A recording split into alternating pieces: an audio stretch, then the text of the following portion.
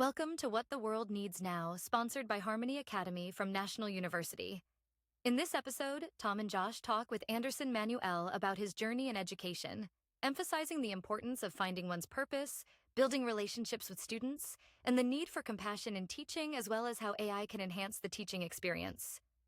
This episode highlights the importance of creating a joyful learning environment and the impact of educators on students' lives. All right. Well, thank you, Anderson, for being here with us today. For our listeners that don't have the privilege of knowing who you are, can you give us a little bit of an elevator pitch?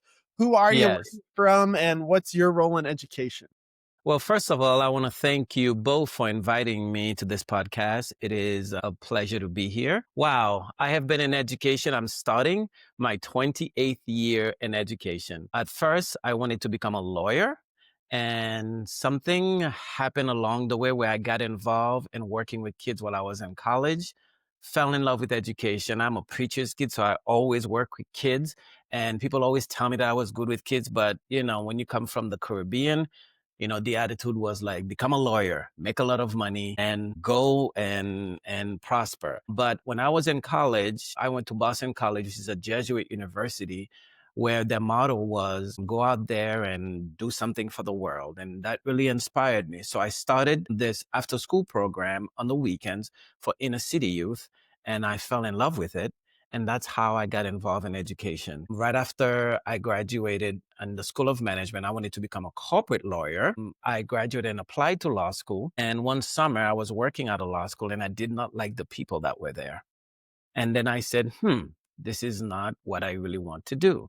But one of the professors that I work with told me, before you leave Anderson, apply for this grant. And if it's meant to be, and if you get this grant, you can come back and get your master's in education. I'm like, okay, I'll take a chance. And then 2 weeks before I was supposed to start law school, I received the grant. And it's the best decision that I've ever made because all my friends who are lawyers hate what they do. And they see me being joyful with what I do every single day. So that is my history. And 28 years later, I'm still loving it. Anderson, I think that is an amazing story. And thank you so much for sharing it. Your passion has to, in order to be happy, I think, drive kind of some of the decisions that you make. And those decisions can be really, really difficult. How did you find the balance between this is who I'm supposed to be, this is what I'm called to do, and maybe some of the pull from family or friends or people that didn't really understand kind of what you were going through or who you knew that you were supposed to be? I think that all of us are giving a purpose in life. And I was very lucky to find my purpose at an early age. And I think that what you have to do is that sometimes you have to know what matters, what's really important. And I feel that I was given this opportunity to change lives. I've been a kindergarten, first, second, and third grade teacher, and I've had the opportunity to impact so many students. And one of the proud things that I am very proud of is that 15 of the students that I've had are now teachers.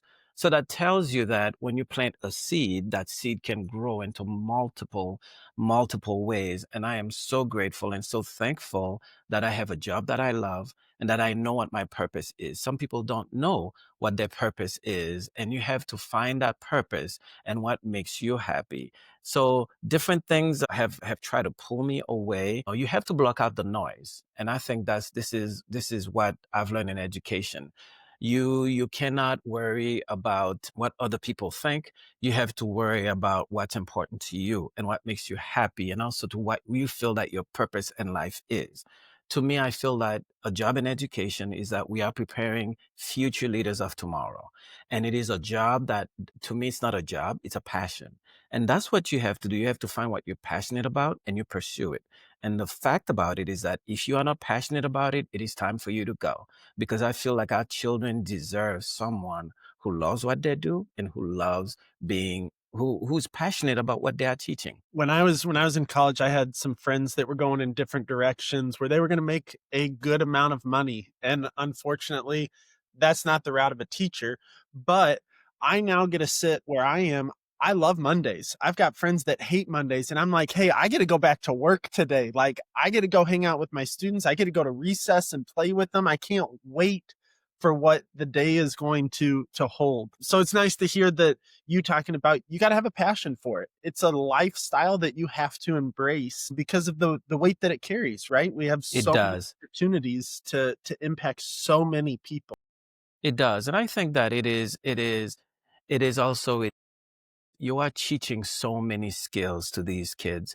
And also too, I feel like specifically at the elementary level, this is where you are putting the foundation.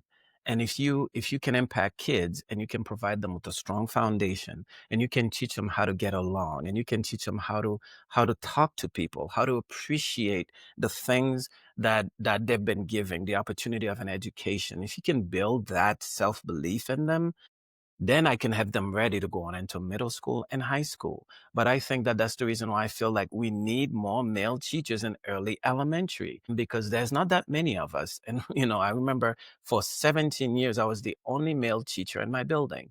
And now I'm beginning to see a little bit more. But the thing about it is that I feel like kids needs to see us in that role.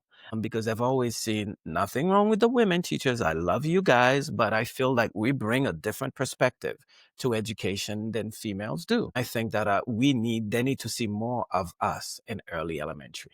Anderson, we are all starting school. You're a few days in, Josh and I are a few weeks in. There'll be people starting school the next few weeks.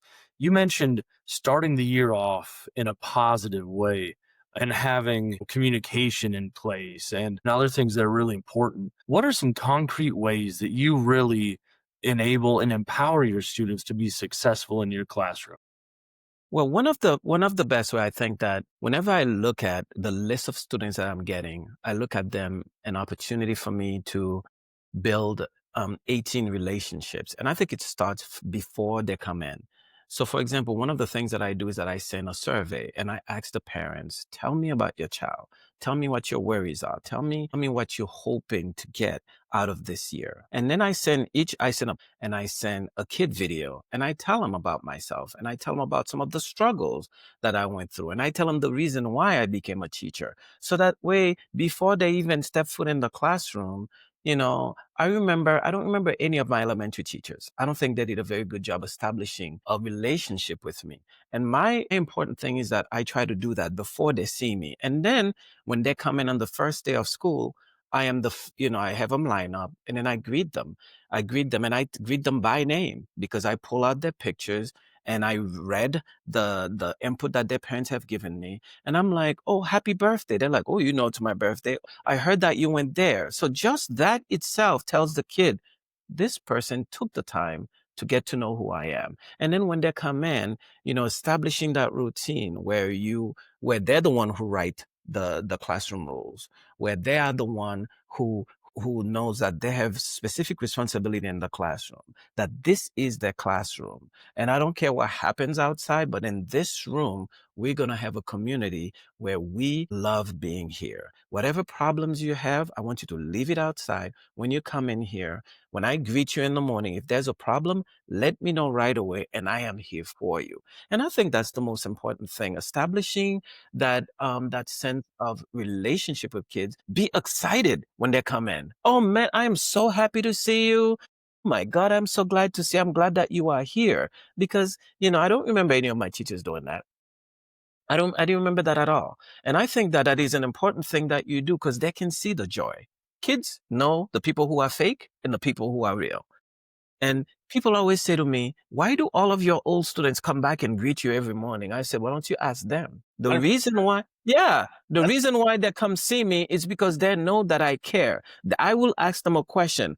How you doing?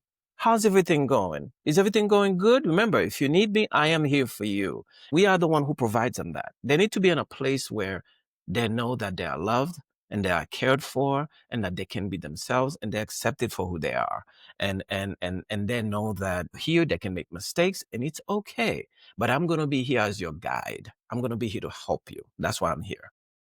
I love that you talked about the importance of loving kids, being there for kids, because my experience for most of school anyways was very cookie cutter. Like sit in the desk, get the information the teacher gives, sit in the desk, get the information year after year, except for fourth grade. And in fourth grade, I had Mr. Henry, and Mr. Henry is the reason I went into teaching. I try to model what I do after Mr. Henry, but I don't remember anything that he taught me. I remember how he made me feel. I remember that he played with us at recess. He ate with us at lunch. He taught us how to play chess. Like, I remember the way he made us feel. And so, You remember the moments. yes, you're 100% right. It's all about the moments that we have with those kids to let them know how much we do care about them. Tom, I feel like this season already we're on a theme of humanizing education. Like, that's all we go back to. We got to humanize the experience that every child has when they walk into school, and it can't be cookie cutter. It cannot. It cannot. And I feel like we need to be the change that we want to see in education. And I always tell teachers, whenever I'm teaching a lesson, I always think about me as a kid. Am I going to like this lesson? What can I do to make this lesson interactive? What can I do to make this lesson a joyful experience? And if you think that way, that's when you start to love teaching. But if you look at a curriculum that they gave you as this is boring, I have to do this, but you don't add any movement, you don't add any jokes, your personality is dry, and you expect your kids to really love being there with you, look at yourself in the mirror and ask yourself that question. Am I enjoying what I'm doing? If you're not enjoying what you're doing, you think your kids are going to enjoy it? That is the reason why I feel that kids don't love school anymore, because there are some teachers, you walk into their classroom, you're like, oh my God, why isn't this person smiling? Yeah. Because Why? it's not Christmas yet. We've been taught, don't smile until Christmas. Man, I am telling you, as long, if I stop smiling, it is time for me to quit, because this is supposed to be, learning is supposed to be a joyful experience. And the thing that we don't think about as teachers is that these kids are going to be in school for 20, 21 years of their life. And if you, as the elementary teacher, don't provide them with a sense of, oh my God, this is the way it's going to be for 21 years, and you don't bring that sense of joy, how do you expect kids to stay? And how do you expect kids to love learning when you yourself are not enjoying it? You're I take right. Absolutely right. Savannah Bananas, if you're not familiar with them, have you watched Banana Ball? Like, have you seen the phenomenon that's going on? They're doing backflips with catches. They're having dances in the middle of the innings. Like, even the umpire, the dancing umpire is amazing. And if you watch any of the social media surrounding the Savannah Bananas, it all started with how can we provide the best experience for our fans? And they really flipped the whole idea of baseball and business on its head, because if you start with what is possible for your fans, then the rest of it kind of takes care of itself. They will want to be there. They will want to be part of the show. They will show up and be smiling and be engaged. And I think in education, if we kind of toss out the this is always how it's been, this is how it's going to be, and we start thinking about, like you said, Anderson, how can I get the best experience for not just the children in my classroom? They're ultra important, but carry it further. How can I make this school year the best experience for my families, for my coworkers? How can I really get people involved, just like the Savannah Bananas, and get them excited about this experience, right? I think Actually, it's so funny you mentioned the Savannah. I just saw a video of him and I was like, wow, I would love to go to a baseball game where these guys, because people, like you said before, Tom, they just want to follow the script. They don't want to do anything different. And I'm like, people are worried about robots taking their job. I'm sorry, no robot is going to replace me, because I bring something to the table that no robot can copy. I bring my spirit, my enthusiasm, and I'm having fun. And we need to bring fun back in education, because our kids are hating school. And the reason why they hate school is because they're just sitting down and watching the teacher. You are not I feel that you are a performer, but it's how you do the performance. If you, like you said, people go to baseball game, it's the same old, same old. Every inning, they're doing something cool, and people are like, they're on their seat. They're like, I can't wait. My students, I want them, if they don't come to school, I want them to say, what did I miss, Mr. M? What did I miss from yesterday? And if they go home and they tell their parents, when they're sick, I don't want to miss school today, you're doing something right. that's right. The Savannah Bananas also do a great job of pulling in the crowd, right? And as teachers, that's what we got to do. Like, they've got people from the audience coming down and doing the activities, and that's what we got to do. Same in our classroom. I love that analogy, Tom. That's awesome. Let's be the Savannah bananas of teaching. I love it. I love it. Let's do it. And I think that's the reason. But I also think that a lot of and I'm glad that you are now teaching at the college level, because I've had a lot of student teachers that comes into my classroom and they know theory, they understand what a lesson plan is, but they don't know about delivery, because they always tell them, you have to be mean. Don't smile. Don't smile the first couple of weeks of school, because if you smile, they will walk all over you. You have to find a balance. You have to have fun, but also you have to establish that routine and that expectation and that level of respect.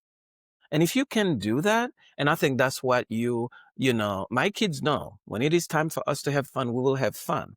But when you have self-control, you have to know when your body's out of control. And I have taught you things that you can do to control your body. I'm going to give you the freedom. When you feel your body's out of control, you can just raise your hand. My body's crazy. Go for a walk. Go in the quiet corner. Do something.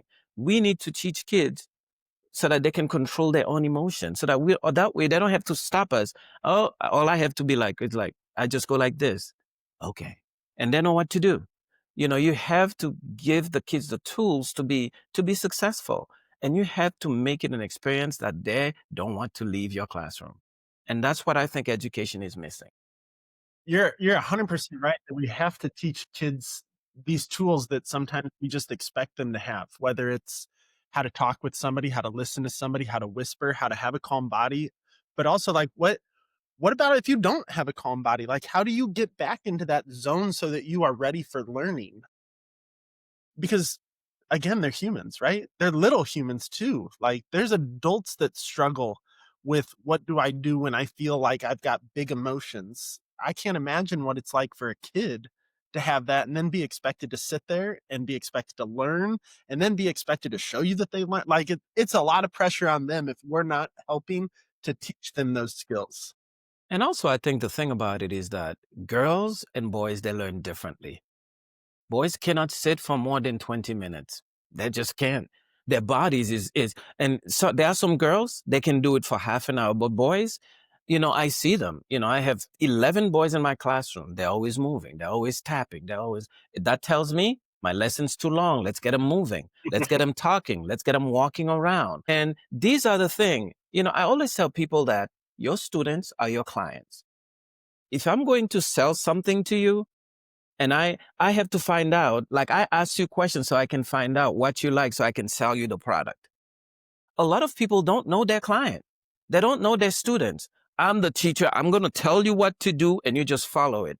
I do classroom management training and I always tell them, I said, you cannot, I understand that you have a curriculum to deliver, but in order for you to deliver the curriculum, you have to understand your students. You have to get to know them. You have to know what makes them tick. You have to watch them outside. You got to actually, when you're outside, you're not there to talk to each other. You are there to spend time with these kids. I'm the only one who's outside, who's playing with the kids during recess. Like, I'm walking around, I am monitoring, I'm watching.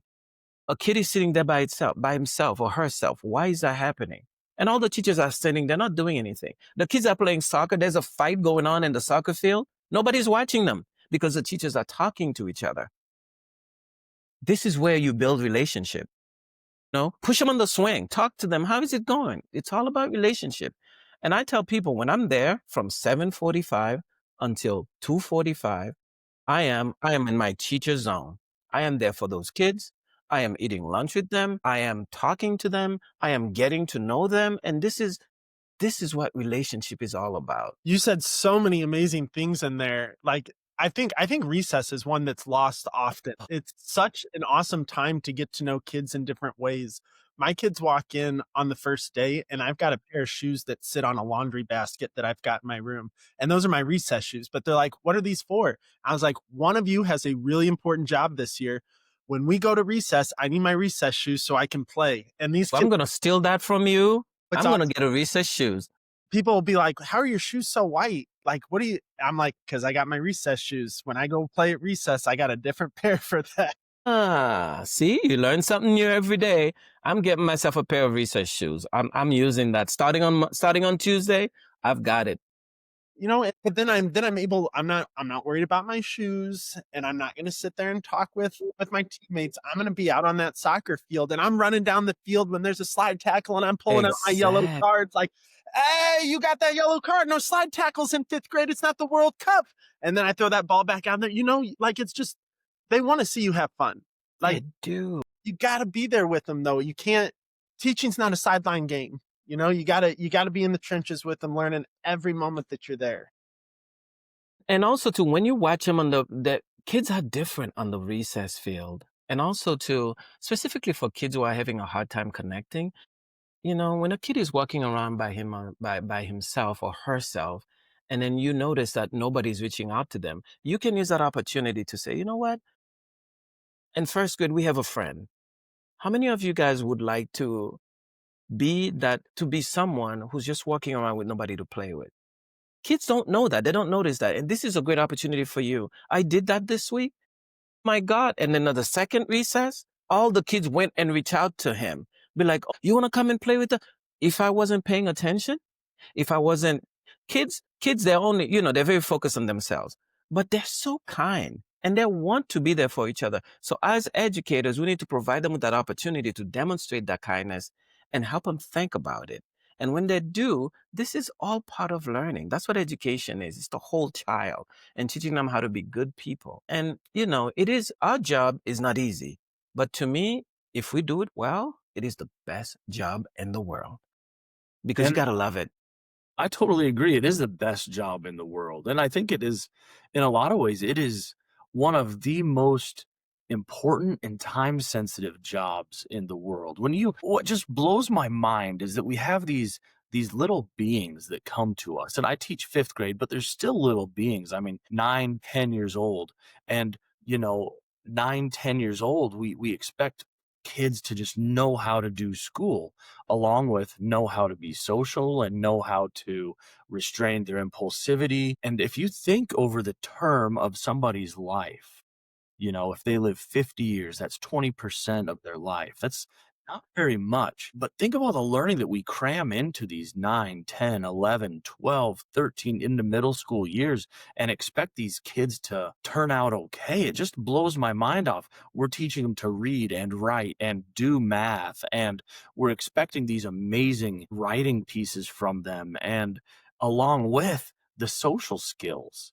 It just, it's incredible to me that humans are capable of growing so much in those first 9, 10, 12 years, Weird. even into high school. It's just amazing all the changes and the connections that we're expecting these humans to know. And then we get upset when Johnny has a tantrum in the lunchroom, or Jill can't figure out how to open her milk and she gets frustrated. Like, come on. It's just incredible to me. So you've been in education for a while, 28 Yes. years, I think you said, Yes, sir. and you love it and your passion is just clear as day. Has there ever been a time where you questioned, why did I get into this field, or what am I doing? And then you're still in it. So how did you overcome that and re-find your center? I think that you have to be, one of the things I tell people is that I just did a teacher training. And one of the main issues that teachers were having is they are afraid to bring excellence because they're worried about, they don't want other people to think that they are outdoing them. And I looked at them and I said, the person that you are looking in the mirror is the person that you are responsible for. I said, our children deserves better. When you bring that 100%, if somebody's not bringing it, let them worry about themselves. Your job is to bring the enthusiasm and the passion and to make learning fun. If you are part of a team that doesn't want to, you should share. I always share whatever I'm doing in the classroom. I always share my knowledge, but what somebody does with that, that is their issue. And I had a hard time when I first got into education because I was the only male. And a lot of people felt like I was trying to be better than them. I looked at one person and I said, I'm trying to be better than myself.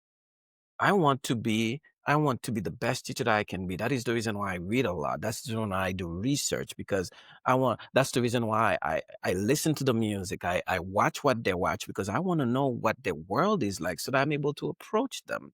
And that is the biggest issue that teachers are going through today. For me, that was the issue. But once I understood that it is not my issue, it is their issue, their insecurities that causes them to think that way, then it all changed for me. But also to another thing that I do is that, you know, teacher contract and all of these things, these are things that impact us. Sometimes when we are in a contract year, you hear the noise, don't come in early, don't waste your time doing this. Don't give the best. You're making us all look bad. We all have to be on this. And I can't do it. I have to be me. If I'm going to do a job, I'm going to give it 100% or I don't do it at all. So that's been the hardest part for me. And what I love about the job is that you can close your door and this is your domain where you can create that community that you are proud of. And when you close that door, you create that community, this is where you can bring the joy. But if you block the outside noise, everything with political, the issues with parents, I think these are the things that get in the way sometimes. When you're fighting for your kids and nobody understands what you're trying to tell them, specifically when it comes to IEPs. Hello, I'm with that kid for 8 hours. I see these issues you're not seeing, but we can't do. I am telling you that if you don't take care of this problem right now, it's going to get into a bigger problem. People not listening to the professionalism that you bring to the job because you see it. You know the kid really well. Well, we don't see it. Well, you're not in my classroom for 6 or 7 hours. Sometimes that makes me really angry when I'm fighting for the kid and they're like, we don't see that. And I'm like, well, I'm sorry that you don't see it. I see it every single day. That's the hardest part for me. You're 100% right that it becomes so hard, especially as you start teaching, that sometimes you get mentors that you don't really mesh with, or you don't view things the same way. I remember sitting down in my early years and it was, here's the worksheet we're going to do for math. Here's the worksheet we're going to do. I'm like, man, there's got to be something else that we're doing for these kids besides here's the worksheet, here's the worksheet. And I remember I was reading a book to my kids. This was when I taught 4th grade. I was reading Because of Mr. Turrupt. And oh my God, I love that book. Such an awesome book. And I have them all. Dude, I have all the books. I want to be Mr. Henry. I want to be Mr. Turrupt.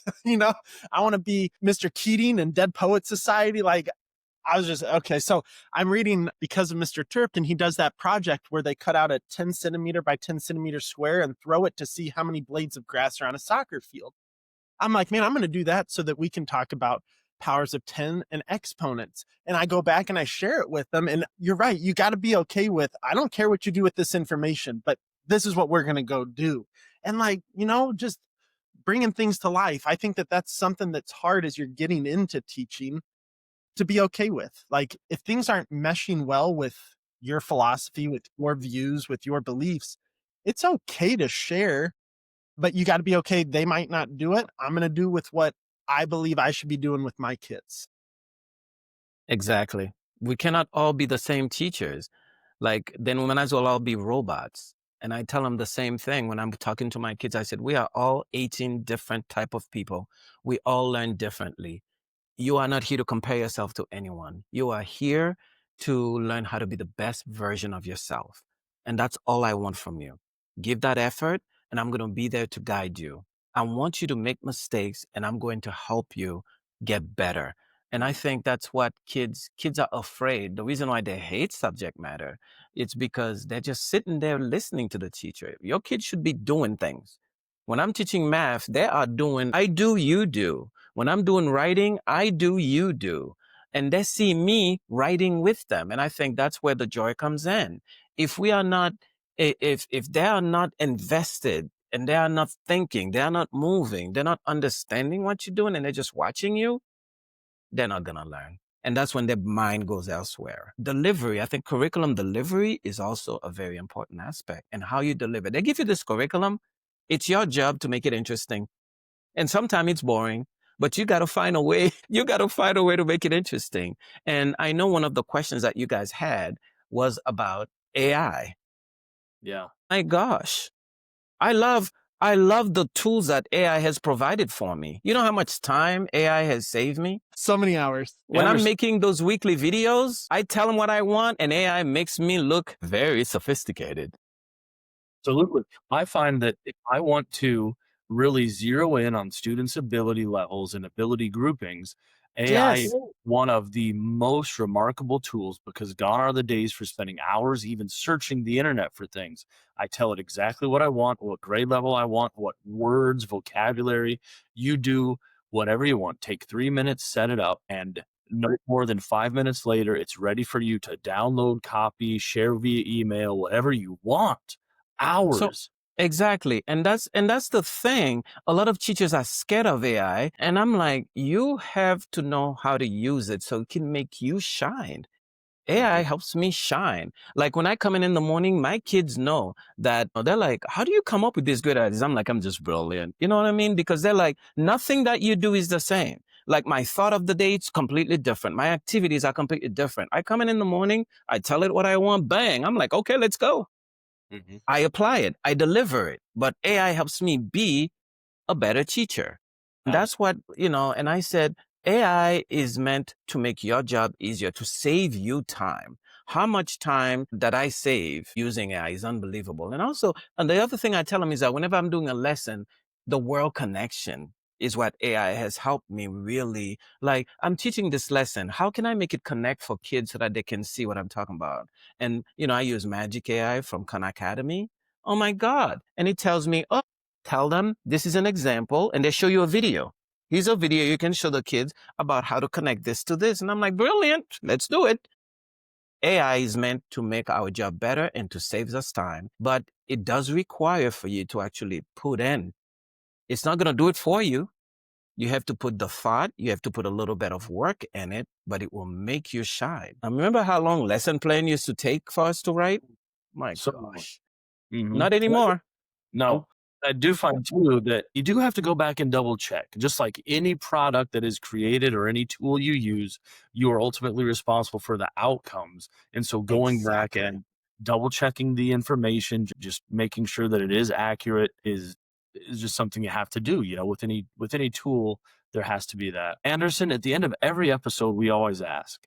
In Yes. the 60s, there was this song, and I can't wait to hear what you have to say. What does the world need now? The world needs more compassion. One of the things that I'm so happy about is that a lot of our kids, that's why I love the Harmony curriculum, and I cannot say any more about it.